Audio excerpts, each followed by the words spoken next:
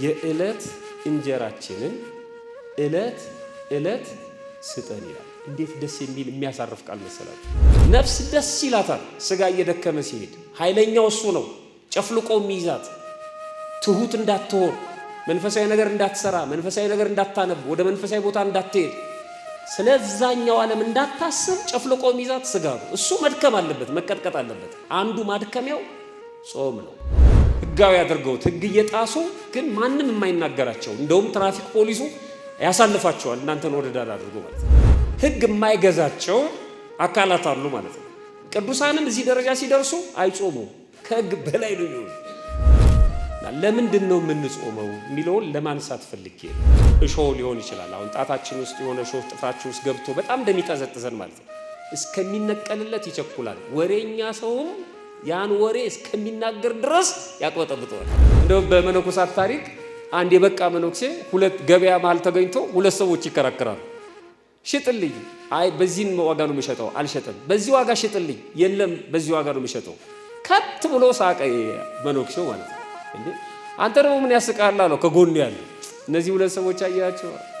ይሄ የሚገዛው ሰውዬ በማግስቱ ነው የሚሞተው፣ ነገ ነው የሚሞተው። የሚገዛው ግን ለስንት ቀን የሚበቃውን ነገር ነው የሚገዛው።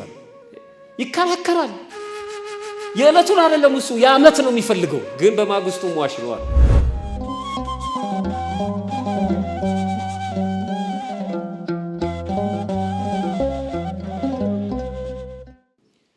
በስመ አብ ወወልድ ወመንፈስ ቅዱስ አሐዱ አምላክ አሜን። በማቴዎስ ወንጌል ምዕራፍ 12 ቁጥር 29 ላይ ወይስ ሰው አስቀድሞ ኃይለኛውን ሳያስር ወደ ኃይለኛው ቤት ገብቶ ዕቃውን ሊነጥቀው እንዴት ይችላል? ከዚያም ወዲያ ቤቱን ይበዘብዛል ይላል። ይህንን የተናገረው ክርስቶስ የአይሁድን ጽርፈት ወይም ስድብ ለመመለስ ነው። አጋንንትን በአጋንንት አለቃ ነው የሚያወጣው ብለውት ነበር። በጣም ክፎች ናቸው እና እንደሱ አይደለም እያለ እየነገራቸው ነው። ኃይለኛ የተባለው ዲያብሎስ ነው። ኃይለኛ የተባለውን ዲያብሎስ በሶስቱ አርእስተ ኃጣውእ ድል ስለነሳሁት ነው። እናንተ እንዳሰባችሁት አይደለም። የማስወጣው እየጮኸ የሚወጣው ከእናንተ ልቦና እንዲርቅ የማደርገው ወይም የሆነበት መንገድ ይሄ ነው፣ አቅም ስለሌለው ነው እንጂ እናንተ እንደምታስቡት አይደለም ብሎ የመለሰላቸው ምላሽ ነው። እኔ አሁን ከዚህ አንጻር ሳይሆን ይሄንን ጥቅስ የጠቀስኩት አሁን ጾም እየጾምን ነው ሁላችንም።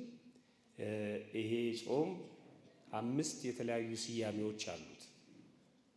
አንደኛ ጾመ ስብከት ይባላል። ያው ይወርዳል ይወለዳል ተብሎ የተነገረበት አንዳንዶቹም ነቢያት በግልጽ እንደ አዲስ ኪዳን ክርስቶስን የሰበኩበት ማለት ነው። እነ ኢሳይያስ ግልጽ ወንጌል እስከሚመስል ድረስ ትንቢታቸው ስለ ክርስቶስ የተናገሩበትን ቤተክርስቲያናችን ታስባለች በዚህ ጾም። ስለዚህ ጾመ ስብከት ተብሎ ይጠራል። ሁለተኛ ጾመ ነቢያት ይባላል። ያው ነቢያት ይህንን የሰበኩት ይወርዳል ይወለዳል ያሉት እነሱ ስለሆኑ በዚህም ምክንያት መከራ ስለተቀበሉ አሁን ክርስቶስ ተወልዶ ክርስቶስን አይተነው ነገረ ድነት ተፈጽሞ አሁንም ክርስቲያኖች መከራ ይቀበላሉ። የታየውን የተጨበጠውን ነገር ሰው መቀበል አቅቶት ማለት ነው። ቀደም ሲል ግን ገና ያልታየውን ያልተጨበጠውን ሲናገሩ እንደ እብድ ይቆጠሩ ነበር። በመጋዝ ይሰነጠቁ ነበር፣ ወደ እሳት ይጣሉ ነበር። ብዙ መከራ ደርሶባቸዋል። ስለዚህ እሱን ቤተክርስቲያን በዚህ ጾም ታስባለች። ስለዚህ ስያሜው ጾመ ነቢያት ተብሎ የሚጠራው ከዚህ አንጻር ነው። ሶስተኛ ጾመ አዳም ተብሎ ይጠራል። ይሄ አሁን የያዝነው ጾም የአዳማውያን በሙሉ ነው። በአዳም ምክንያት ማለት ነው። የኛ ጾም ነው ማለት ነው። ልክ ጾመ ኢየሱስ፣ ጾመ ማርያም፣ ጾመ ነነዌ እንዳለው ሁሉ ጾመ አዳም ወይም የኛ የሁላችንም ጾም ደግሞ አለ ማለት ነው። ለአዳም የተገባው ቃል ኪዳን የተፈጸመው በዚህ ወቅት ስለሆነ ነው። በልደቱ ስለተመለሰ 5500 ዘመን ሲፈጸም ከልጅ ልጅ ተወልጄ አድንሃለሁ የሚለው ቃል የተፈጸመው አሁን ይሄን ጾሙን ከጨረስን በኋላ መጨረሻ ላይ የምናከብረው ትልቅ በዓል አለ አይደል? ምንድነው እሱ? ተስፋ የተፈጸመበትን ለማስታወስ ጾመ አዳም ተብሎ ይጠራል። አራተኛ ጾመ ልደት ነው፣ ይታወቃል። ያው ሁላችንም የክርስቶስን ልደት ምክንያት በማድረግ ስለምንጾሙ ማለት ነው። አምስተኛ ጾመ ገና ወይም ጌና ተብሎ ይጠራል። የመጨረሻው ግን ስድስተኛውን ብዙ ሰው አያውቀውም፣ ጾመ ፊልጶስ ተብሎ ይጠራል። ይሄ ጾም ማለት ነው። ፊልጶስ ከሐዋርያት መካከል አንዱ ነው። በአፍራቂያ በምትባል ቦታ ላይ ያስተማረ በነበረበት ሰዓት የዛ ሀገር ሰዎች በሰማዕትነት እንዲያልፍ አድርገዋል ወይም ገለውታል ማለት ነው። የሞተው ሐዋርያው ፊልጶስ ህዳር 18 ቀን ነው። ዛሬ ስንት ነው? 17 ዋዜማው ላይ ነው ያለ ነው ማለት ነው። ጥሩ ነው። ህዳር 18 ነው ያረፈው። ግን አርፎ ሊቀብሩት ሲሉ ግን ደቀ መዛሙርቱ ስጋውን ማግኘት አልቻሉም፣ ተሰወራቸው ማለት ነው። ስለዚህ ወደ እግዚአብሔር አመለከቱ፣ የተሰወረው እንዲገለጥላቸውና እንዲቀብሩት ማለት ነው። እና ወደ እግዚአብሔር ሲያመለክቱ ግን ሱባኤ ያዙ እና ሱባኤውን ጀመሩ።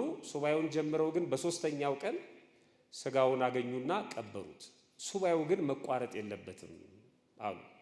እሱ እንግዲህ ያረፈው በ18 ነው። ወዲያውኑ በማግስቱ ሱባኤ ያዙ። 3 ቀን ከጾሙ በኋላ አስከሬኑን አገኙ፣ ቀበሩት። ሱባኤው ግን መቀጠል አለበት ብለው ሱባኤውን ፈጽመውታል። የሶሪያና የአርመንያ ቤተ ክርስቲያን ወይም አርመኖችና ሶሪያውያን ሮማውያንም ጨምሮ ማለት ነው ይህንን ጾም የሚጀምሩት በህዳር 19 ቀን ነው። የፊልጶስን ስጋ ምክንያት በማድረግ ጾሙን የጀመሩት ደቀ መዛሙርቱን እሱን በማሰብ ማለት ነው። ስለዚህ ከዚህ ጋር ስለተገናኘ ጾመ ፊልጶስ ተብሎም ይጠራል ማለት ነው። እንኳን አደረሳችሁ። አሁን ጾሙን እየጾምን ነው። ሁላችንም እርግጠኛ ነኝ እዚህ ውስጥ ያለነው በሙሉ እየጾምን ነው። እየጾምን ነው ማለት በካህናቱ በንስሐ አባቶቻችን ፈቃድ በህመም በወሊድ በተለያየ ምክንያት ከጾም በአፋ የሆንን ሰዎች አለን። እናንተ ጾሙን ሽራችሁት ሳይሆን በካህናቱ ምክር የተፈቀደውን ነገር እያደረጋችሁ እንዳለ ነው የሚሰማችሁ እንጂ ጾም የሻረ ሰው አይኖርም። ያልጀመረ ሰውም ይኖራል ብዬ አልገምትም። ይሄንን ጾም ማለት ነው ካልጀመርን መጀመር አለብን። ሁላችንም እንደ ክርስቲያን ይህንን ጾም የማንጾም ከሆነ በራሱ ያልተስተካከለ ነገር አለ ማለት ነው። ስለዚህ መጀመር አለብን። ካህናቱ እዚሁ ናቸው፣ ስብከተ ወንጌሉ እዚሁ ነው። ችግር ካለ መነጋገር አለብን እንጂ ዝም ብሎ ከስርዓት በአፋ ሆኖ ክርስቲያን ነኝ ማለቱ በጣም ከባድ ስለሆነ ሲጀመርም ይሄ ጾም 3 ታላላቅ ፈተናዎች ነበሩበት። የተጀመረው መቼ ነው? ይሄኛው ጾም አሁን የያዝነው ጾም ህዳር 15 ነው። ህዳር 15 ነው ጾሙ የገባው። ዋዜማው ቅበላው ህዳር ስንት ነበር? 14። ዕለቱ ምን ነበር? ሰንበት ነው። እና ጠዋት ላይ ማታም ቤተክርስቲያን የመገኘት እድሉ ገጥሞኝ ነበር። ማለት በአገልግሎት ማለት ነው። አጥቢያ ላይ አስቀድሼ እስከተወሰነ ሰዓት ወደ አገልግሎት ሄጄ ነበር እና መንገድ በሙሉ ተዘጋግቶ ነበር እሑድ ዕለት ማለት ነው። ወደ ቤተክርስቲያን የሚመጡ ሰዎች መከራቸውን ሲያዩ ነበር። መንገድ ተዘጋግቶ ነበር። በጣም የሚያሳዝነው ግን ቤተክርስቲያን የተገኙት ጥቂቶች ናቸው። አንዳንድ ቦታ ሽማግሌዎች፣ አባቶች፣ እናቶች እና ህፃናት ናቸው። በአብዛኛው ሰው ግን ያለው አስፋልት ላይ ነው። በጣም ነው የሚያሳዝነው። መንገድ ጠፍቶኝ እኔ የሚሄድበት ቤተክርስቲያን መንገድ እንዲጠቁሙኝ ስጠይቃቸው የነበሩት ማሊያ የለበሱ ሰዎች ሁሉም ማለት ይቻላል አንገታቸው ላይ ማተብ አለ። ወደ ቤተክርስቲያን አይሄዱም። ታላቁ ብለው የጠሩት ቦታ ላይ ተገኝተዋል። ታላቁ ጾም ደግሞ የሚገባበት ቀን ጾምን ቤተክርስቲያን ተገኝተን ካልተቀበልን አሁን መወቃቀስ አለብን በደንብ ማለት ነው። የቱ ነው የሚበልጠው? እውነት ለመናገር የት ነበር መገኘት ያለብን? አንዳንዱ ልጆቹን በሙሉ ይዞ እኔ ሩጫውን መንቀፊያ አይደለም ችግር የለውም። ግን በዛ ቀን ጾም በምንይዝበት ቀን ቤተክርስቲያን ልጆቿን ሰብስባ በምትመክርበት ቀን ስትጾሙ እንደዚህ አድርጉ በምትልበት በምትናፍቅበት ቀን ማለት ነው። አንዳንዶች እኛም አለንበት፣ ሰባኪውም ዘማሪውም ምኑም አለበት። አንዳንዱ ደግሞ ቴክስት ያደርግልን ነበር የት ነህ ታላቁ ሩጫ። በጣም ያሳዝናል። እሑድ ቀን የለጠፉትን እያየው ነበር። በጣም ነው የምንተዛዘበው ለተለምናገር። ያቺ ቀን የእግዚአብሔር ቀን ይላታል ሐዋርያው ባለራእዩ ቅዱስ ዮሐንስ። በእግዚአብሔር ቀን በመንፈስ ነበርኩ። የእግዚአብሔር ቀን የሚላት ሰንበትን። በእግዚአብሔር ቀን የት ነበር? ይሄን ቼክ ማድረግ አለ። አንዱ ተግዳሮት እሱ። ሁለተኛው ተግዳሮት ደግሞ ማታ ላይ እንዳይመጡ ደግሞ ኳስ ጨዋታ ነበር። ማታም ጉባኤ ነበርኩ፣ እዚህ ገርጂ ጊዮርጊስ ነበርኩኝ። የለም ወጣቱ ማታ ላይ በጣም ያሳዝናል። ኳስ ነው ያው ማለት። ሌላው ደግሞ ቅበላ የሚባል ነገር ደግሞ አለ። ግብ ደግሞ ይገጥማል ከሚሸኘው አካል ጋር ማለት ነው። እና ባሰኞ ነው የተገናኘው ብዙዎቻችን ማለት ነው። ውድረት ብዙ ሰው የለም እና በዛው የጠፋም አለ ጾሙ እንደገባም የማያስተውል ማለት ነው። ብቻ እግዚአብሔር ለሁላችንም ልቦና ይስጠን። ቸር ነው እግዚአብሔር፣ ግን መነገር ስላለበት ነው። አሃ ልክ አይደለሁም የሚል ልብ ሊኖር ይችላል እዚህ ውስጥ። የት ነው የሚነገርን ታዲያ ቤተክርስቲያን ካልነገረች? እና ለምንድን ነው የምንጾመው የሚለውን ለማንሳት ፈልጌ ነው። ለምንድን ነው የምንጾመው? ኃይለኛውን ለማሰር ነው የምንጾመው። ኃይለኛ አሁን በዚህ አውድ ስጋችን ስጋ ኃይለኛ ነው። ካላሰር ነው በጣም ከባድ ነው። አርበኛውን ሳያስሩ ኃይለኛውን ሳያስሩ ቤቱን መበዝበዝ መበርበር አይቻልም ይላል መጽሐፍ። ኃይለኛው ስጋችን ካልታሰረ ስለ ነፍሳችን ማሰብ ነፍሳችንን ማትረፍ አንችልም። ስጋ ክፉ ነው። አንደኛ እንዳንመጣ ያደርገናል። ሁለተኛ ከመጣን በኋላ እንዳንሰማም ያደርገናል። በጣም በሚገርም መልኩ ማለት ነው። ሰው ቤተ ክርስቲያን መጥቶ እንኳን በስጋ ፈቃዱ ምክንያት የሚነገረውን ቃል እግዚአብሔር አይሰማም። ስጋ መታሰር አለበት። ስጋ ከሚታሰርበት መንገድ ጥበብ አንዱ ደግሞ ጾም ነው። ጾምን ፍትሐ ነገሥቱም ሲያስቀምጠው ሉጋም ይለዋል። የስጋ ሉጋም ነው ይላል። ጾም ነፍስ ደስ ይላታል ስጋ እየደከመ ሲሄድ። ኃይለኛው እሱ ነው። ጨፍልቆ የሚይዛት ትሁት እንዳትሆን፣ መንፈሳዊ ነገር እንዳትሰራ፣ መንፈሳዊ ነገር እንዳታነብ፣ ወደ መንፈሳዊ ቦታ እንዳትሄድ፣ ስለዛኛው ዓለም እንዳታስብ ጨፍልቆ የሚይዛት ስጋ ነው። እሱ መድከም አለበት፣ መቀጥቀጥ አለበት። አንዱ ማድከሚያው ጾም ነው። ቀላል ጥያቄ ልጠይቃችሁ። ጸሎት የምትጸልዩ ሰዎች፣ በጣም ቆሞ መጸለይ ደስ የሚላችሁ ሰዎች፣ በመጽሐፍም ሊሆን ይችላል በቃል በጣም ደስ እያላችሁ የምትጸልዩት ሰውነታችሁ ቅልል ብሎት የጠዋት ጸሎት ነው የማታ ጸሎት ነው? በደንብ መልሱልኝ። የጠዋት የምትጸልዩት ናችሁ። የማትጸልዩትማ ምኑን ታውቁታላችሁ? የጠዋት ነው። ጠዋት ደስ ይላል በጣም። ማታ ላይስ ድክምክም ይለናል አይደለ? በልተናል፣ ጠጥተናል፣ ነዋም ነው። ለምን? ስጋ ተመችቶታል። ስጋ ስለተመቸቸው አይፈልግም። እሱ ተኛ ነው የሚል አረፈተኛ ይደርሳል። እግዚአብሔር ልብ ነው የሚያውቀው ይላል። ስጋ ሲቀጣ ነው ትሁት የሚሆነው ማለት ነው። ሰው ሲበላ ለምን ይደክማል? ቅዱስ ዮሐንስ አፈወርቅ እንስሳትን ወይም ከብት አጋሰስ የሚላቸውን ማለት ነው በደንብ አብዝተን ስንመግባቸው አብዝተው ለጭነት ይዘጋጃሉ ይላል። ሰው ግን አብዝቶ ሲጾም አብዝቶ ለአገልግሎት ዝግጁ ይሆናል ይላል። ሲበላ ይደክመዋል የሰው ልጅ ማለት ነው። እና አንዱ ጾም እሱ ነው፣ ስጋን ማድከሚያ ነው። ብዙ ቅዱሳን ተጠቅመውበታል በጾም ማለት ነው። ግን እዛ ደረጃ ላይ ሲደርሱ ልብ አድርጎ ስጋቸውን አድክመው የነፍስ የበላይነትን ሲያረጋግጡ ከጾም በአፋ ይሆናሉ፣ ይበላሉ፣ አይጾሙም፣ ስጋቸውን አይቀጡትም። እንደውም አንዳንዶቹ በልተው ጠጥተው ለመቁረብ ወደ ቤተ መቅደስ ሲሄዱ ቅዱሳን መላእክት ይከለክሏቸዋል ይላል የቤተክርስቲያናችን መጽሐፍ። አያውቁትም እነሱ በቃ ስጋቸውን ተቆጣጥረውታል። የምንጾመው ስጋን መቆጣጠር ያቃተን ሰዎች ነን። ከጾም ሁሉ የበላይ ይሆናሉ። አንዳንድ ጊዜ በመንገድ ላይ ስትሄዱ የትራፊክ መብራት መኪኖቹን አቁሟቸው ቀይ በርቶ ማለት ነው። ግን ያንን ቀይ መብራት ጥሰው የሚሄዱ መኪኖች አሉ። ህጋዊ አድርገውት ህግ እየጣሱ ግን ማንም የማይናገራቸው እንደውም ትራፊክ ፖሊሱ ያሳልፋቸዋል እናንተን ወደ ዳር አድርጎ ማለት ነው። ምን አይነት መኪኖች ናቸው እነዚህ? አምቡላንስ፣ የእሳት አደጋ መኪና፣ የፖሊስ። ለምንድን ነው ተብሎ ነው የሚገመተው? ህይወት ሊያተርፉ ስለሚሄዱ ማለት ነው። ህግ የማይገዛቸው አካላት አሉ ማለት ነው። ቅዱሳንም እዚህ ደረጃ ሲደርሱ አይጾሙም፣ ከህግ በላይ ነው የሚሆኑት። ብዙ የቅዱሳን ታሪክ አለ። አንዱን ብቻ ያሳይቻችሁ፣ ከዛ ህይወት ደግሞ እኛ የምንማረው ነገር ስላለ እሱን አመልክቼ ትምህርቴን አጠቃልላለሁ በአጭር ደቂቃ። ቤታችሁ ስትገቡ እንድታነቡ ተጋብዛችኋለሁ። መጽሐፈ ስንክሳር ያላችሁ መጽሐፈ ስንክሳርን ገልጣችሁ፣ የሌላችሁ ደግሞ ቤታችሁ ስትገቡ ጎግል ላይ ሰርች ማድረግ ነው። መጽሐፈ ስንክሳር ታኅሳስ 13 ቀን አደራ፣ አሁን ሰርች እንዳታደርጉ፣ አሁን መስማት ብቻ። ታኅሳስ ስንት አልኳችሁ? 13 የታኅሳስ 13 ቀን ስንክሳር እንደዚህ ይላል። ከሶስቱ ታላላቅ መቃርስ በሚለው ስም ከሚታወቁት አባቶች መካከል አንዱ ነው አባ መቃርስ። ይሄ ከእንጦንስ ቀጥሎ ያለው ትልቁ መቃርስ አይደለም። ከዛ በታች ካሉት ከሁለቱ መቃርሶች አንዱ ነው አባ መቃርስ።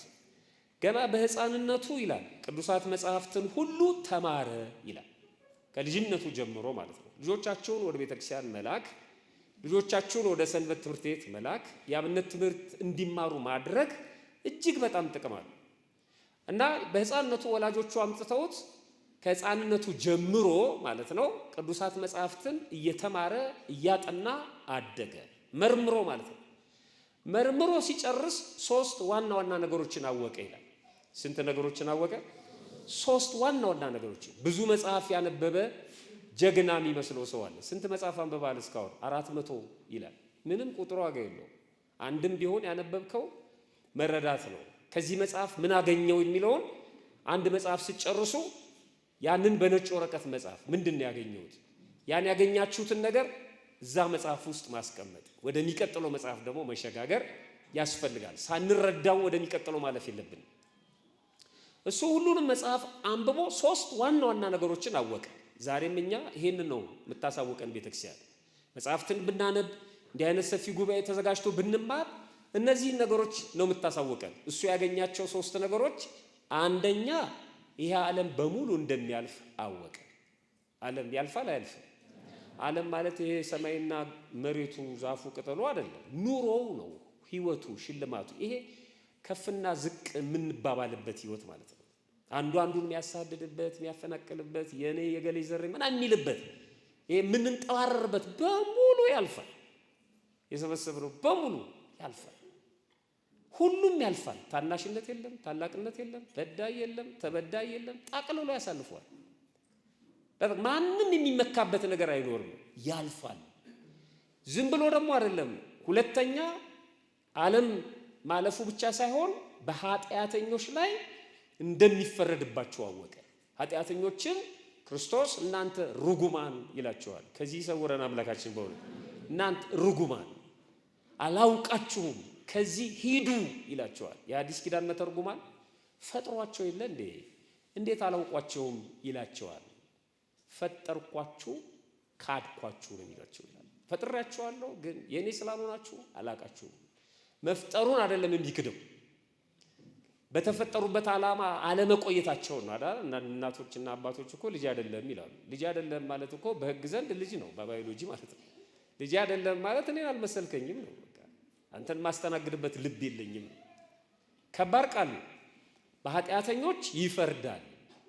2 ሶስተኛው ለቅዱሳን ለጻድቃን ለእውነተኞቹ ደግሞ ይፈረድላቸዋል። ምን ይላቸዋል? እናንተ የአባቴ ቡሩካን ዓለም ከተፈጠረ ጊዜ ጀምሮ ያዘጋጀሁትን መንግስት ውረሱ፣ ኑ የአባቴ ቡሩካን ይላቸዋል። በነገራችን ላይ አንድ መምህር አስተምሮ ሲጨርስ ቃለ ሕይወት ያሰማልን የሚባለው ይሄ ቃል የሕይወት ቃል ይሄ ቃለ ሕይወት ያሰማልን ስትሉ አብሮ ያሰማን ይላል። ኑ እናንተ አባቴ ቡሩካን የሚለውን የሕይወት ቃል ያሰማን ማለት ነው። ለሁላችንም ያሰማን በእውነት ተስፋችን እሱ ስለሆነ እነዚህ 3 ነገሮች አወቀ ማለት ነው። ከዛ ምን አለ? ዓለም የሚያልፍ ከሆነ ኃጢአተኞች የሚፈረድባቸው ከሆነ ለጻድቃን የሚፈረድላቸው ከሆነ ምን ያደርግልኛል በዚህ ዓለም ላይ የኔ መኖር አለ። የወላጆቼን ሀብት ወርሼ ወልጄ ከብጄ በዚህ ዓለም ላይ ብኖር ይሄኛውን መክሊቴን ቢነጥቀኝስ? ስለዚህ ካሁኑ የእግዚአብሔር መንገድ መከተል አለብኝ ብሎ ምናኔን መርጦ ወላጆቹን አስፈቅዶ የእግዚአብሔርን ፈቃድ ለምኖ ወደ ምናኔው ሄደ ይላል። ታሪኩን አንብቡት እናንተ። እና መጀመሪያ የወሰነው ውሳኔ ምንድን ነው? ከከተማ በጣም ሩቅ ወደ ሆነ ገዳም ነው የሚሄደዋል። የከተማ ሰው የማይመጣበት የከተማ ሰዎቹን አይደለም ጥላቻው፣ ኑሮውን ነው እሱ የሚጠላው የሚጸየፈው ማለት ነው። ስለዚህ ሊያስተኝ ይችላል ብሎ ስላሰበ እግዚአብሔር ማገለግለው ለብቻዬ ነው ብሎ ሩቅ ገዳም ፈልጎ አገኘ። ከከተማ ሩቅ ማለት ነው። በዛ መንኩሶ ለብቻው በተጋድሎ መኖር ጀመረ እና የሆነ ጊዜ የከተማ ሰዎች ሲመጡ ተመለከተ። እዛ ገዳም ማለት ነው ለክብረ በዓል ለሌላ ነገር። ይሄ ነገር ለካ ለከተማ ሩቅ መስሎኝ ነበር፣ ቅርብ ነው። የከተማ ሰው ከመጣማ አሁንም መራቅ አለብኝ አለና የ10 ቀን ጉዞ በረሃ ነው ያለበት። እንደገና ደግሞ ወደ በረሃ ውስጥ የ10 ቀን ጉዞ ተጓዘ ይላል።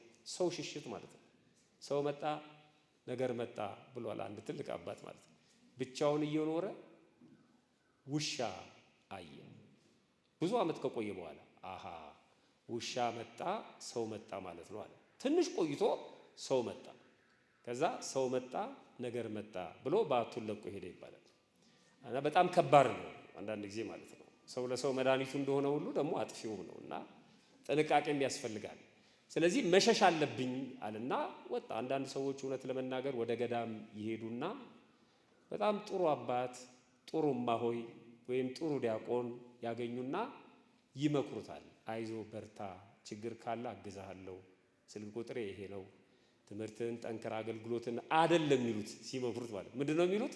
ይሄን የመሰለ ድምጽ ይዘህ፣ ይሄን የመሰለ መልክ ይዘው፣ ይሄን የመሰለ ጉልበት ይዘው ወደ ከተማ ይምጡ፣ ትልቅ ደብር አስቀጥሮታል የሚሉ ሰዎች ነቅለው ያመጡታል። መነኩሴውን ማለት ነው። ከዛ ካለበት ከጸጥታ ህይወት ነቅለው ቤታቸው ያስቀምጡታል፣ ፍትፍት ያቀርቡለታል። በጣም ያሳዝናል። ይለምደዋል የከተማውን ኑሮ። ከዛ መልሰን ደግሞ እንሳደባለን። ይኸው መነኩሴውን ተመልከቱት እያለን ደግሞ ማለት ነው። እዛም አናስቀምጣቸውም፣ እዚህም እንተቻቸዋለን ማለት ነው። አንዳንዱ የራሱ የብቻው መነኩሴ ያለው ቁጭ አድርጎ ቤቱ የሚቀልበው ማለት ነው። መመሪያ የሚሰጠው እሱ። ስደብ ያለውን ይሰድባል፣ ሂድ ሲለው ይሄዳል፣ አትሂድ ሲለው አይሄድም። የራሱ ቢጫ ለባሽ አለው በየቤቱ። ከባድ ነው በጣም። እና እሱን ነው የሚሸሹት አባቶች እንጂ ሰው ጥላቻ አይደለም። የ10 ቀን መንገድ ሄደ ይላል። 10 ቀን መንገድ ተጉዞ 4 ነገሮችን አገኘ። እየሰማችሁ ነው? ስንት ነገሮችን አገኘ? 4 ነገሮችን። አንደኛ ዋሻ አገኘ። ሁለተኛ ጥቂት ውሃ፣ የምንጭ ውሃ አገኘ እዛው ቦታ ላይ ማለት ነው። ሶስተኛ እዛው ቦታ ላይ ዛፍ ፍሬ ያላት ፍሬዋ የሚበላ ዛፍ አገኘ። አራተኛ ያንን ፍራፍሬ የሚለቃቅሙ ቆቆች፣ የምትበላ ቆቅ ደሞዝ አካባቢ ተመለከተ። በቃ እነዚህ 4 ነገሮች ለኔ በቂ ናቸው። በዋሻ ውስጥ እኖራለሁ፣ ከውሃው ጎነጫለሁ፣ ፍራፍሬውንም ቆቆንም ለምግብነት እጠቀማለሁ። እዚህ ነው መኖር ያለብኝ አለ። ከከተማ በጣም ርቋል። መጀመሪያ በጣም ርቆ ነበር፣ አሁን ደግሞ በጣም ርቋል። ስለዚህ እዚህ ነው መኖረው ብሎ በተጋድሎ እዛ መኖር ወሰነ። ግን የምግቡን ነገር የትኛውን ልመገብ አለ። ጨነቀው። ቆቆቹን ልመገብ ወይስ ፍራፍሬውን ልመገብ አለ። አሁን እሱ ከስጋው አንጻር አይደለም፣ የትኛው ለሰውነቴ ይጠቅማል፣ የትኛው ጤና ይሰጠኛል፣ የቱ ይስማማኛል አይደለም። የትኛው የጸሎት ጊዜን፣ የስግደት ጊዜን፣ የአገልግሎት ጊዜን፣ ከእግዚአብሔር ጋር የምሆንበትን ጊዜን የትኛው ነው የሚሰርቀው ብሎ አሰበ። ፍራፍሬ መልቀሙ በጣም ከባድ ነው አለ። አንደኛ የበሰለውን ካልበሰለው መለየት፣ እንደገና ያንን መልቀም፣ እንደገና ያንን ማስቀመጥ፣ በየጊዜው ከዋሻ መውጣትን ይጠይቃል። ፍራፍሬ ማሳደድ ማለት ነው። ስለዚህ እሱ የጸሎት ሰዓቴን ስለሚሻማ ፍራፍሬውን አልመገብም አለ። ቆቆቹስ? ቆቅ ደግሞ መነኮሳት ስጋ አይበሉ በብሕትውና ሕግ ማለት ነው። ስለዚህ እሱ ደግሞ ይሄኛውን ስርዓት ያበላሽብኛል አለ። ቢሆንም ግን የጾም የጸሎት የሰጊድ ጊዜን ከሚጋፋ ቆቆቹን ብመገብ ይሻላል። ደሞስ አለ ወጥመድ አበጅቼ ቆቆቹን ብመገብ ይሻላል። ደግሞ ስጋ ከመብላት አለ ስጋ ከመብላት የባሰው የባልንጀራን ስጋ በሐሜት መብላት አይደለምን? ስለዚህ ረዳት እንደሌለኝ እግዚአብሔር ያውቃል ብሎ ቆቆቹን ለመመገብ ወሰነ ይላል። ስጋ መብላት ይሻላል የወንድምን ስጋ የሌለው ከመብላት አለ ያለው መነኩሴ ሆኖ አባ መቃርስ እኔ አይደለሁም። እቺን ደግሞ ወስዳችሁ እውነቱን ነው ሰባኪው ብላችሁ መብላት እንዳትጀምሩ ነው። እሱ ነው ያለው ብቃት ደረጃ ላይ ደረሰው ማለት ነው። እዚህ ደረጃ ላይ ከደረሰን ቀደም ነግራችኋለሁ ከጾም በአፋ ይሆናል አለና በቀን አንድ ቆቅ ወጥመድ ውስጥ እየገባለት ወጥመድ አበጀ ማለት ነው። እሱ ተግባረ ነፍሱን ይጨርሳል። ጨርሶ ሲመጣ አንድ ቆቅ ወጥመድ ውስጥ ገብቶ ያገኛል። በቀን አንድ ቆቅ። ብዙ ዓመት እዛ እየተጋደለ ኖር ይላል። ብዙ ዓመት ከእግዚአብሔር ጋር ኖር። ከዕለታት አንድ ቀን ከቁስጥንጥንያ ከተማ አሁን ቱርክ አንድ መነኩሴ በዓት ፍለጋ ዋሻ ፍለጋ በአብይ ጾም ወደዛ በረሃ መጣ ይላል። ብዙ መነኮሳት ከሚኖሩበት የማህበር ገዳም አብይ ጾም ላይ ለብቻቸው ወጥተው በሱባኤ እግዚአብሔርን ደጅ የሚጠኑበት ቦታ ይፈልጋሉ። እንደነ ዞሲማስ የማርያም ግብፃዊቷን ታሪክ የጻፈልን በዚህ ምክንያት ወጥቶ ነው፣ በአብይ ጾሙ ዋሻ ለመፈለግ ወጥቶ ማለት ነው።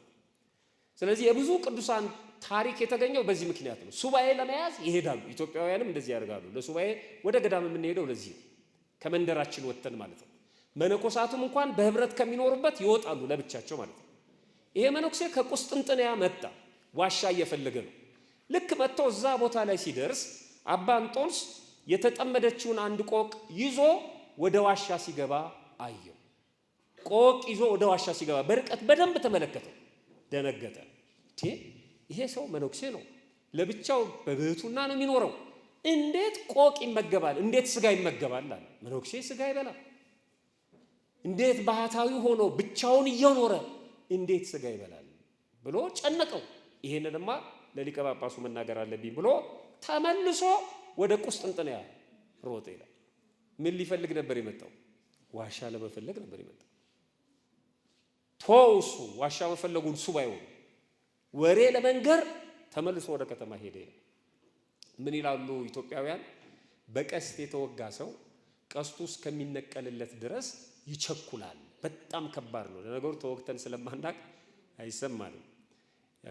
እሾህ ሊሆን ይችላል። አሁን ጣታችን ውስጥ የሆነ እሾህ ጥፍራችን ውስጥ ገብቶ በጣም እንደሚጠዘጥዘን ማለት ነው። እስከሚነቀልለት ይቸኩላል። ወሬኛ ሰውም ያን ወሬ እስከሚናገር ድረስ ያቅበጠብጠዋል።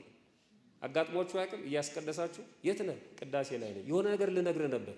ይደርሳሉ እኮ ወጣ ብላ አናግረኝ የሚል በቃ ሊፈነዳ ይደርሳል ካልነገራችሁ ማለት ነው። በጣም እንዲህ አይነት ሱስ ያለባቸው ሰዎች አሉ። ወሬ አየኸው እያሉ በሞባይል ጭነው ሰው ሲታረድ ፎቶ ያሳያቸዋል። ለወሬ ይሄን አየኸው፣ ይሄንንስ ግለጠው ደግሞ የሚሉ ማለት ነው። በጣም ከባድ ነው። ሮጦ ሄደ። ወሬ በጣም ከባድ ነው። ከባድ ፈተና ነው። ሊቀ ጳጳሱ ጋር ቆመ። ይገርምሃል፣ ሊቀ ጳጳሱ ባት ልፈልግ ወደ እንዲህ አይነት በረሃ ሄድኩኝ። መነኩሴው ስጋ ሲበላ አየሁት። ይሄ ከኛ ሕግ ውጪ ነው። ይሄንን ቢያዩ አሕዛብ የእኛን ስም የቤተ ክርስቲያኒቷን ስም ያጎድፋሉ። በምንኩስና ስርዓት ይሄ የለም። እንዴት ስጋ ይበላል አለ። ሊቀ ጳጳሱ በጣም አዘነ። ያ ሰው በመፈተኑ የተመለከተውን ነገር ሲነግረው በጣም አዘነ። በሰውየው አይደለም ያዘነው፣ አንዲት ነፍስ እንዲህ በመሆኗ በጣም አዘነ። ደግሞ እውነቱን ነው። ሐዋርያው ቅዱስ ጳውሎስ ለሮም ሰዎች በጻፈው መልእክቱ ሮሜ ምዕራፍ 2 ቁጥር 24 ላይ በእናንተ ሰበብ የእግዚአብሔር ስም በአሕዛብ መካከል ይሰደባል ተብሎ እንደተጻፈ ይላል። ይሄን ያስቆጨው እሱ እንዴት የእግዚአብሔር ስም ይሰደባል? በሱ ምክንያት። የሚገርም ነው።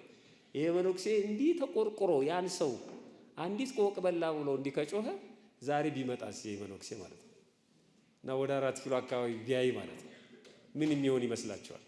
ታንቆ ነው የሚሞተው። እኔ እንደዛ ከሆነ ማለት ነው በጣም ከባድ ነው።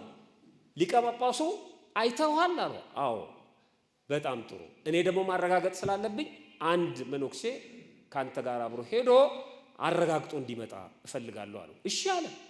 ይሄ እንግዲህ አጣሪ መሆኑ ነው። ልክ ነው። ሊቀ ጳጳሱ በአንድ ወገን ብቻ መፍረድ ስለሌለበት አንድ መነኩሴ ያደረገና ላካቸው ሁለቱ። ያ ሊያሳይ፣ ይሄ ደግሞ አይቶ ለሊቀ ጳጳሱ ሊናገር ማለት ነው። እየሄዱ እዛ በረሃ ላይ ደረሱ። እንግዲህ 3-4 ቀን ጉዞ ነው የሚጓዙት። ሲደርሱ ይሄ መነኩሴ አባ መቃርስ እንደለመደው ጸሎቱን ጨርሶ ያቺ የተጠመደችውን ቆቅ ከእግዚአብሔር ጋር ቀጠሮ ስላለው በየጊዜው አንዳንድ ቆቅ ነው ወጥመድ ውስጥ የሚገባው። ያቺን የተጠመደች ቆቅ ሊያስገባ ከዋሻው ወጣ። ወጥመድ ውስጥ ሲመለከት 3 ቆቅ ተይዞ አየ። ስንት ነበር የሚያዝለት? አንድ። ደነገጠ። ያለ ልማዱ ነው። እንዴት 3 ሆነ? 3 ነገሮችን አሰበ ይላል። አንደኛ ምናልባት ስስት ፈትኖኝ ስመገብ አይበቃኝም ብዬ እግዚአብሔርን በውስጥ አማረሬው አመቸው ይሆን? ስስት ፈትኖኝ ይሆን ብሎ አሰበ። እናንተም አንዳንዴ እንደዚህ ያጋጥመናል። ጾመን ወደ ቤት ስንሄድ የሚቀርብልን ምግብ በጣም ትንሽ ሆኖ ያሳየናል። ሰይጣን በስስት ይፈትናል እና በጣም ስንሰስት ልምዳችን ሁሉ እንተዋለን። እናጎርስ የነበርን ሰዎች አናጎርስም፣ እንብላ ምንል ሰዎች የለም አንልም። የዛ ጊዜ ማለት ነው በጣም ከባድ ነው። ግን ጥቂት በልተን ልንጠግብ እንችላለን። በስስት ግን ይፈትነናል። ሰራውን ብሎ ነው ይላል። ሰው እንዳይበላ በሩን ዝጊው ልንል ይችላል። የማይበቃ አርጎ ያሳየናል። ባርከን የምንመገበውን ማለት። ስለዚህ እንዲያስቤ ይሆን እንዴ 3 የሰጠኛል። ሰው ሲሰጠው ይጨነቃል። ተጨነቀ እሱ። ምክንያቱም ከእግዚአብሔር ጋር ነው የሚኖረው። እንዴት ሆነ አለ። ሁለተኛው ምን አለ? ሁለተኛው ደግሞ ምናልባት ሊፈትነኝ ይሆን እንዴ? እስኪ ቆይ 3ቱን ምን ያደርጋቸዋል ብሎ ለዚህ ይሆን የሰጠኝ። ሶስተኛውን እንጃ እግዚአብሔር ለምን ይሄንን እንዳደረገ አላውቅም አለና አይኑን ከሰማይ ላይ አንስቶ ዞር ሲል 2ቱን መነኮሳት አያቸው። ወደሱ ነው የሚመጡት። አሃ አለ። እንደውም የተጻፈው ላንብብላችሁ። እንደዚህ ያለው በጣም የሚገርም ቃል የተናገረው ድህነቴን አይተ ለእንግዶች የምሰጣቸው ምግብ እንደሌለኝ አውቀ ይሄንን ስለሰጠኸኝ አመሰግናለሁ አለ። እንግዶቹ ስንት ናቸው? ስለዚህ ስንት ተጨመረለት? በፊት ስንት ነበረ?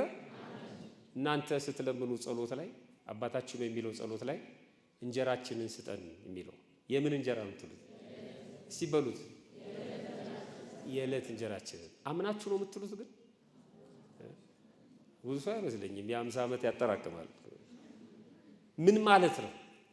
ደስ የሚል ቃል አለ እዚህ የሉቃስ ወንጌል ምዕራፍ 11 ላይ ቁጥር 3 ላይ ሉቃስ 11 ቁጥር 3 የዕለት እንጀራችንን ዕለት ዕለት ስጠን ይላል። እንዴት ደስ የሚል የሚያሳርፍ ቃል መሰላችሁ።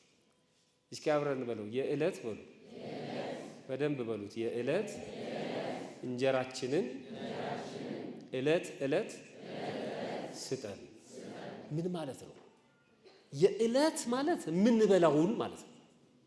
የምንበትነውን አይደለም። ሌላ ሰው የሚዘርፈውን አይደለም። የሚያስገድለንን አይደለም። የምንመገበውን ማለት ነው። የዕለት ዕለት ዕለት ስጠን ምን ማለት ነው? ምግብናህን መጋቢነትን በእኛ ህይወት አታቋርጥ። በኃጢአታችን ምክንያት ሰኞ ሰጥተን ማክሰኞ ስንበድል አልሰጥም እንዳትለን አምላካችን ዝም ብለህ ስጠን። ይገርም ነው።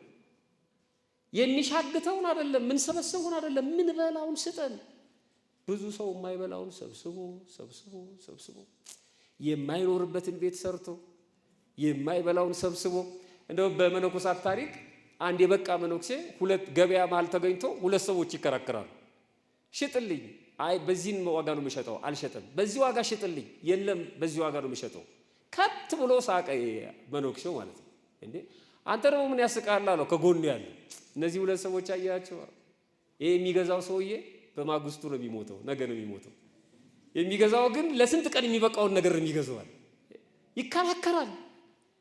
የዕለቱን አይደለም እሱ የዓመት ነው የሚፈልገው፣ ግን በማግስቱ ሟሽ ነው አለ እና ገርሞት ነው መነኩሴው የሚሰቀው። አየ በጣም ገርሞት።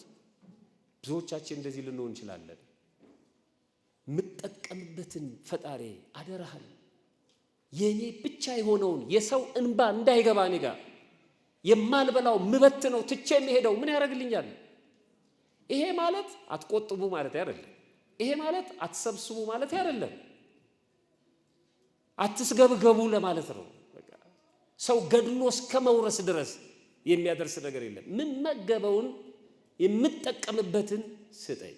የሰበሰብነው ለ50 ዓመት ከሆነ እስከ 50 ዓመት መቆየት አለብን። ካልቻልን ምን ዋጋ አለው? በቃ በልኬ በመጠኔ ስጠኝ፣ ዕለት ዕለት ስጠኝ። አያችሁ እግዚአብሔር የሰጠው ለመነኩሴው አንድ ይሰጠው ነበር። 2 እንግዳ ስለመጣበት ደግሞ ስንት ሰጠው? 3። የየዕለቱን ነው የሚሰጥ እግዚአብሔር። ትዳር አልይዝም ያላችሁ ሰዎች ለምን በዚህ ደሞዝ ምትሉ? አግብታችሁ አልወልድም ለምን በዚህ ደሞዝ? እና እግዚአብሔር መጀመሪያ ሰጥቷችሁ መውለድ ነው የምትፈልጉት። እንደሱ አያደርግም እግዚአብሔር፣ እንደሱ አያደርግም። አሁን ባላችሁ ስታተስ ልክ ስትወልዱ ልጁን ሲያየው የልጁን በጀት ይሰጣችኋል እግዚአብሔር። የየዕለቱን ነው የሚሰጥ። እኛ አሁን ትኩስ ዳቦ በፌስታል ይዘን እዚህ በር ላይ ለኔቢጦች በሰልፍ አድርገን ትኩስ ዳቦ ነው፣ ሽታው በጣም የሚያስጎመጅ መስጠት መቼም ደስ ይላል። አንድ ዳቦ እየሰጠን ብንሄድ ከመካከል አንዲት እናት ልጅ አዝላ አቅፋ ብናገኛት ለሁሉም አንድ ዳቦ ሰጥተን እሷ ጋር ስንደርስ አንድ ነው የምንሰጣት? ስንት ነው የምንሰጣት? እያየን አናልፋትም። ታቅፋ አዝላ። እኛ እንዲህ ማድረግ ከቻልን እንዲህ የታቀፍነውን ልጆች እያየ እግዚአብሔር እንዴት ዘሎን ይሄዳል? እምነት ስለሌለን ነው እንጂ ዘሎ አይሄድም። አብሮ ነው የሚሰጠን በጀቱ። የዕለት እንጀራ ማለት ይሄ ነው። የዕለት ኑሮ የምጠቀምበትን የእሁዱን እሁድ ስጠኝ፣ የሰኞን ሰኞ፣ ምግብና አታቋርጥ፣ በኃጢአቴ ምክንያት አትከልክለኝ። ልክ እሱን ነው ያስተማረን። ከዛ ተቀበላቸው፣ ወደ በዓቱ አስገባቸው። ሰላምታ ከተለዋወጡ በኋላ ተግባረ ነፍሳቸውን ጨርሰው የሚመገቡበት ሰዓት ሲደርስ ይላል እነዛን 3 ቆቆች ወሰደ፣ ጠበሰ፣ አዘጋጀ። 2ቱን አቀረበላቸው። አንዱን ራሱ ዞር ብሎ ተመገበ፣ ጸሎት አድርጎ። ለመነኮሳት ልማድ ነው ዞር ብሎ መመገብ፣ ለሌላው ፈተና ላለመሆን ማለት ነው። ከዛ ተመግቦ ሲጨርስ ዞር ሲል አልበሉትም። እዴ ለምንድን ነው ያልተመገባችሁት አላቸው። ምን ነው ለምን አልበላችሁም? እነሱ ምን የሚሉ ይመስላችኋል? ያኛው እያሳየው ነው። አየሁ ይሄን መነኩሴ ስጋ ሲበላ የነገርኩ እውነት እንደሆነ አያር ደሞ እኮ ድፍረቱ ለኛ የሚያቀርብልናል ብለው ይሆናል። አልተጻፈም እዚህ ደሞ ይላሉ። እርግጠኛ ያኛው መረጃ እየያዘ ነው፣ ይሄ ደግሞ ማስረጃ እያቀረበ አየው ያለው። ሲጨርስ እሱ ተመግቦ አልበሉትም። ምን ነው ለምን አትመገቡም አላቸው። እንደዚህ አሉት ይላል እኛ መነኮሳት ስለሆንን ስጋ አንበላም፣ ትርምት ነው፣ ህግ አለን። ምን ስለሆነን አሉት? መነኮሳት ስለሆነን። በግልባጩ አንተ ግን ምን እያሉት ነው? መነኩሴ አይደለም። እግዚአብሔር ይስጥልኝ እንዴ አጉቦማ በደንብ ይግባችሁ እንጂ እኛ መነኮሳት ስለሆነ አለ። አንድ ሰው መጥቶ እኔ እኮ ክርስቲያን ነኝ ካለ አንተ ምን አይደለም እያለ አይደለም እያለ በቃ። እኔም በጣም የሚገርመኝ ስለ ራስ ለመናገር ሌላ ሰው ለምን እንሰድባለን? ስለ ራሳችን ማውራት ሌላውን መተው። እኛ መነኮሳት ነን፣ አንተ ስትፈልግ ብላ አሉት። በጣም ደነገጠ። የእውነት ነው የደነገጠው እሱ። አትበሉም እንዲህ አላቸው። አዎ እኛ መነኩሴ ነን እኮ እንዴት ስጋት አስበለናል አሉት። ይቅርታ አባቶቼ አለና የተጠበሱትን ቆቆች አንስቶ እፍ አለባቸው። ሕይወት ዘርተው በረሩ ይላል። እሺ ማን ነው ከእግዚአብሔር ጋር ያለው? እነዛ እኮ የጾሙ ነው። እንደውም ለጾም እየተከራከሩ ነው። የማይጾመውን እየነቀፉ ማህበራዊ ሚዲያውን አይታችሁታል አይደል? የሚበላውን እየለጠፈ ይሄ ወይውልህ መነኩሴ ተመልከቱ ይላል። እኔ ልጾም ግን የማይጾመው ለምን ነው ነቅፈው? እግዚአብሔርን ይፈልገዋል እንደ የማይጾሙትን አጋልጥልኝ ብሏል። እግዚአብሔር አያውቃቸው? የማይጾመው ለምን ነው የምንነቅፈው? እኛ እንጹም። እግዚአብሔር ከማን ጋር እንደሆነ አናውቅም። ደነገጡ እነዛ 2 መነኮሳት። ቆቆቹ በረሩ ከተጠበሱ በኋላ። ቆቅ የሚያበረው አባ መቃርስ ነው የሚለው ስንክሳሩ ራሱ ቆቆቹ እንዲበሩ ያደረገ። በጣም ደነገጡና እግሩ ስር ወደቁ። ደሞ ቶሎ ምልሶች ናቸው። ለሕጉ ነበር ቀና የሆኑት እነሱ። እንደኛ ዘመን ሰዎች አይደሉም። አባታችን ይቅር በለን እኛ እንዲህ አላሰብንም ነበር አሉት። ይቅር ይላቸዋል አይላቸውም? እንዴት አይላቸውም? ከዛ በላይ ነው። እሱ ምን አላቸው? ይቅር በለን ሲሉት እግዚአብሔር ሁላችንንም ይቅር ይበለናል። አይገርም? ምዕመናን ከሰው ጋር ተጣልታችሁ ታረቁ ስንባል ይቅርታ ጠይቅ ተብሎ እግራችን ስር ሲወድቅ ይቅርታ አድርግለት ስንባል ምንድን ነው ምን? መቼም ሰው አትሆንም። ያው ይቅር ብያለሁ፣ ተነስ በቃ ነው ይቅር ብያለሁ። አሁን ይሄን ይቅርታ እግዚአብሔር ይቀበሏል? እኛ እሱ ላይ ብቻ ነው እሱን እንደተቀየም ነው። እኛ ላይ እግዚአብሔር ቅያሜ የለው። ስለዚህ የሚያዋጣው እግዚአብሔር ሁላችንንም ይቅር ይበለን። የሚገርም አባት እኮ ነው። በጣም የሚደንቅ አባት ነው። እነሱ ሞራላቸውን ጠብቋል። ድካማቸውን እንዳያውቁት እኩል አድርጎ ከራሱ ጋር እግዚአብሔር ሁላችንም ይቅር ይበለን አላቸው። አቅፎ ሳማቸው። እየሮጡ ሄዱ። ሊቀ ጳጳሱን ነገሩት። አባታችን ተሳስተናል፣ ሰውየው የበቃ ነው አለ። ሊቀ ጳጳሱ ደስ አለው። ወደ ቤተ መንግስት መልእክት ላከ። ለንጉሱ ነገረው። የበቃ አባት አለ፣ ሄደን ቡራኬ እንቀበል አለው። እሺ ንጉሱ መጣ ከቤተ መንግስት ሰዎች ጋር። ሊቀ ጳጳሱን ካህናቱን ይዞ ወደ በረሃው ጉዞ ተጀመረ። እግዚአብሔር ግን ተሪዮ ስለማይወዱ ቅዱሳን ይሄን ስላልፈለገ በዛ ቀን ነፍሱን ከስጋው ለየው ይላል። ያንን አባት ወሰደው። እነዛ ሰዎች ሳይደርሱ አይፈልጉም፣ እነሱ አይፈልጉም። ማስታወቂያ እንዲሰራላቸው አይፈልጉም። ስለነሱ እንዲነገር አይፈልጉም። ቃል ስለሆነ ወሰደው። ግን ሊቀ ጳጳሱ ብቃት ላይ ደርሶ ስለነበር እዛ ጋር ሲደርሱ ነፍሱ ስታርግ በቅዱሳት መላእክት ተከባ ተመለከተ ይላል። ያን ጊዜ ጮኸ ሊቀ ጳጳሱ፣ የእግዚአብሔር ቅዱስ እያለ ጮኸ። የእግዚአብሔር ቅዱስ ሆይ እባክህን ባርከን፣ ለሕይወታችን የሚጠቅም አንድ ቃል ንገረን፣ ትተን አትሂድ። ያን ሁሉ በረሃ አቋርጠው ነው የመጡት። ወደ ገዳም ስንሄድ እንዲህ እንላለን። ደብረ ሊባኖስ ሄደን ፎቶ ተነስቶ ከመምጣት ውጪ ጻድቁ አባቴ ለሕይወት የሚጠቅም አንድ ቃል እንላቸዋለን። እኛ በየዋሻው ባህታዊ ያለ እያሉ ወረቀት ምናምን እያጻፉ የሚጎቱትን ሰዎች አሉ። አንድ ቃል ለሕይወታችን የሚጠቅም ቆመ። በአካለ ልብስ ነው የሚያናግራቸው። አንድ ቃል ሲጠይቁት 3 ቃል ነገራቸው። ስንት ነገራቸው? እሱ የትምህርት ፍጻሜ ይሆናል። ስጋ ሲታሰር የሚመጣው ወይም ጾም ስጋን ለማሰር መሆኑን የሚነግረን እሱ ነው። 3 ነገር ነገራቸው። አንደኛ ከሐሜትና ከነገር ስራ አንደበታችሁ ይከልከል። እየጾማችሁ ስጋችሁን ኃይለኛ የሆነውን ስጋችሁን በዚህ መልክ ካላሰራችሁት ምን ይጠቅማል? ከሐሜት ከነገር አንደበታችሁን ከልክሉ። ቢያንስ በዚህ ጾም የበሬ የበግና የፍየል ስጋውን ሳትበሉ ግን የሰው ስጋ ለምን ትበላላችሁ አላቸው። እነሱ እኮ ይሄን ነበር ያደረጉት። ስጋ አንበላም እያሉ ግን እሱን ቀርጥፎታል፣ በልቶታል። እሱንማ በልቶታል። ሊቀ ጳጳሱም እኮ ሊያጋሩት ነበር። ሊቀ ጳጳሱ አልፈልግም አለ እንጂ አጣሪ መልአኩ ነው እንጂ አብረው ሊያስበሉት ነበር እሱንም ማለት ነው። ብዙ ሰዎች አሉ በዚህ ወቅት የሰው ስጋ የሚያስበሉን ማለት ነው። አትብሉ አላቸው። ከስጋ መጾማችሁ ትክክል ነው፣ ግን ከነገር ከሐሜት ስራ ተቆጠቡ። ስለዚህ በሶሻል ሚዲያውም እሱ ነው እኮ ነገሩን ሐሜቱን ማየት። ሰበር ዜና ይላል። ነገር እኮ ነው፣ ሌላ ነገር እኮ የለም። እገሌ ገሌን አባረረው፣ እገሌ እንትናን በጥፊ መታው፣ በቃ እሱን ማየት። ዓይንም ጆሮም ሁሉም ነገር መጾም መድከም አለበት ሰውነታችን ማለት ነው። ሁለተኛ በእውቀታችሁ አትታበዩ፣ በጾምና በጸሎታችሁ አትመኩ አላቸው። ጾመኛ ነኝ ብላችሁ አትንጠባረሩ፣ በእውቀታችሁ አትመጻደቁ። ጾመኛ ነኝ ብላችሁ የማይጾመውን አትንቀፉት። እነሱ እኮ ጠብረር ብለው እኛ መነኮሳት ነን፣ እኔ እኮ ጿሚ ነኝ። አንዳንድ ሰው አታሳየኝ። አብራችሁ የሆነ ቦታ ቁጭ ብላችሁ እናንተ የጾም ምግብ ስትመገቡ አንዱ የማይጾም ደግሞ ስጋ ሊያዝ ይችላል። እግዚኦ ጮኸታችን የዛ ጊዜ ይሄን ወደዛ ውሰድ እንዳታሳየኝ ምናምን፣ እዚህ ቤት ለምንድን ነው ስጋ የምትሸጡት የሚል ሰው አለ። እንደዚህ አይነት ነገር አይፈልግም እግዚአብሔር።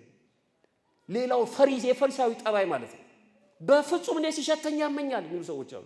እንዲህ አለመገኘት ነው እኮ እዛ ቦታ ላይ አለመገኘት ነው በቃ። የፈሪሳዊነት በጾማቸውን ከፍ አድርገው የሚናገሩ ማለት ነው። ሰው ፊት ምራቅ እንደሚተፉት ጾመኛ ነኝ ለማለት አትታበዩ አለ። የምትጾሙት እግዚአብሔርን እያሰባችሁ ስለሆነ ዋጋ ከፋዩ እሱ ስለሆነ ማለት ነው። ሶስተኛውና የመጨረሻው የሚገርም ነገር ነው የነገራቸው። እግዚአብሔር አድሮባችሁ እንዲኖር አላቸው። ማን አድሮባችሁ እንዲኖር? እኛ አንፈልግም? እንፈልጋለን። እግዚአብሔር አድሮብን እንዲኖር አንፈልግም? አድሮብን እንዲኖር እንዳይለየን የእግዚአብሔር መንፈስ ከባድ ምክርን የመከራቸው። እግዚአብሔር አድሮባችሁ እንዲኖር ከፈለጋችሁ አላቸው እርስ በርሳችሁ ተፋቀሩ አላቸው። አንዱ አንዱን ለምን ይገፈዋል? መነኩሴውን ለምን ይገፈዋል? ሰባኪውን ለምን ይገፈዋል? ምእመኑ ለምን ይገፈዋል? አሁንማ ከፍ ብሏል፣ ግፊታችን በጣም ከፍ ብሏል። ምእመኑ ጳጳሱን ነው የሚገፈው፣ ተራው ሰው ተቋሙን ነው የሚንደው። በጣም ያሳዝናል። ይኸውላችሁ ምን ሞተው እኛ፣ የምንሰዳደበውም እኛ ነን፣ የምንጣላውም እኛ ነን፣ የሚገሉን እኛ ነን፣ የምንበላለውም እኛ ነን። የታለ ፍቅር? ፍቅር ማለት ከባት ያበሳ መሆን እኮ ነው። የሰውን በደል ኃጢአት መሸፈን ማለት ነው። እግዚአብሔር አድሮባችሁ እንዲኖር ይኸው፣ እግዚአብሔር አድሮባችሁ እንዲኖር ተፋቀሩ። ካደረብን እግዚአብሔር ስራዎቹን በሙሉ የሚሰራው እሱ ነው። ከቤተ መቅደሱ እስከ አውደ ምሕረቱ ድረስ መፋቀር ግድ ነው። እነዚህ ነገሮች የሚመጡት ለምንድን ነው? አብዝተን ስንጾም ስጋችን ሲታሰር ማለት ነው። ስለዚህ ጾም ይሄ ነው እንጂ ሰዓት ቆጥሮ መብላቱ ከምናምን መከልከሉ ብቻውን አይደለም። ስጋ መድከም መቻል አለበት። አባ መቃርስ የሚነግረን ይህንን ነው። ከጾም በላይ የሆነው ሰውነቱን አስቀድሞ መቆጣጠር ስለቻለ ነው። ፈጣሪያችን በቸርነቱ ጾሞ ለመጠቀም ያብቃል። ጉባኤያችንን ያስፋልን። ይርሽልኝ